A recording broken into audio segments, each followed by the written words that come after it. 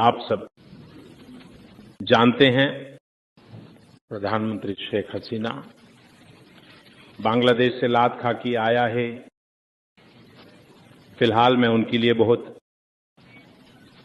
मुसीबत में हूं कि मैं उसे समझ नहीं पा रहा हूं। वह यहां आया और मेरी गर्दन पर बैठ गया। करूंगा मैं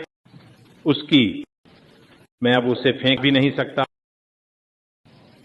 अब उन्होंने कहता है कि मुझसे प्यार करता है। आप लोग ही कह दो हम मेरी उम्र प्यार करने की है। इस बेटी का नियत खराब है। हम एक समय बहुत अच्छे दोस्त थे और हमने साथ में बहुत अच्छा समय बिताया था। आज लगभग पागल हो गए हैं। कैसे समझें? उन्होंने बांग्लादेश में जो किया उसके लिए कोई माफी नहीं है।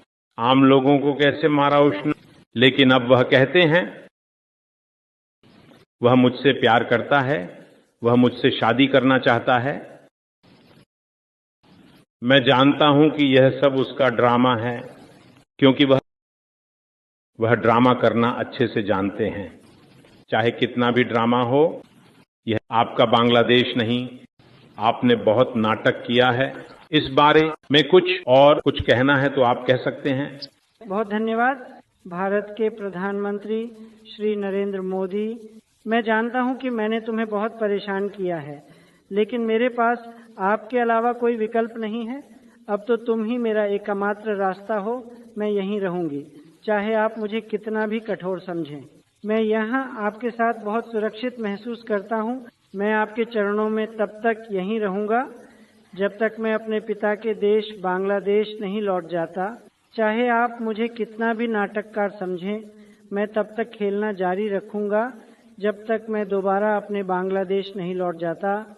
मुझे कुछ नहीं चाहिए, बस मुझे अपने चरणों के पास थोड़ी सी जगह दे दो। मैं अपने आप को धन्य मानूंगा।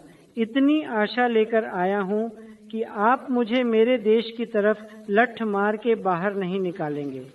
मैंने अपने देश में बहुत गलतियां की, लोगों की हत्या की। मेरे लोग विदेश में मनी लॉन्ड्रिंग करते थे। मैंने ये जानते हुए भी उन्हें कुछ नहीं कहा। मैं अपनी पावर की लालसा के कारण चुप रहा। मैं जानता हूं कि यह मेरे लिए ठीक नहीं था, लेकिन अब करने को कुछ नहीं है। अगर मैं देश लौटूंगा तो देश की जनता मुझे फांसी पर लटका देगी। अब तुम ही मेरी एकमात्र आशा हो और इस आशा को स्थापित करने के लिए यदि हमें विवाह भी करना पड़े तो मैं तैयार हूँ। बस मुझे थोड़ा बचा लो, मुझे अपने चरणों में थोड़ी सी जगह दे दो। मैं तुमसे और कुछ नहीं मांगूंगी। लेकिन अगर मैं फिर से एक बार बांग्लादेश लौट सकता हूँ तो मैं आपका कर्ज कभी नहीं भूलूंगा, और जिन्हें मैं इस रास्ते पर पहुँचाया और जिनके लिए मुझे आज आपके चरणों में रहना पड़ा है, उन्हें नहीं छोड़ूंगा। मैं एक एक करके पकड़ूंगा और मार डालूंगा। वह देश मेरे पिता का देश है। ये शेख हसीना का वादा है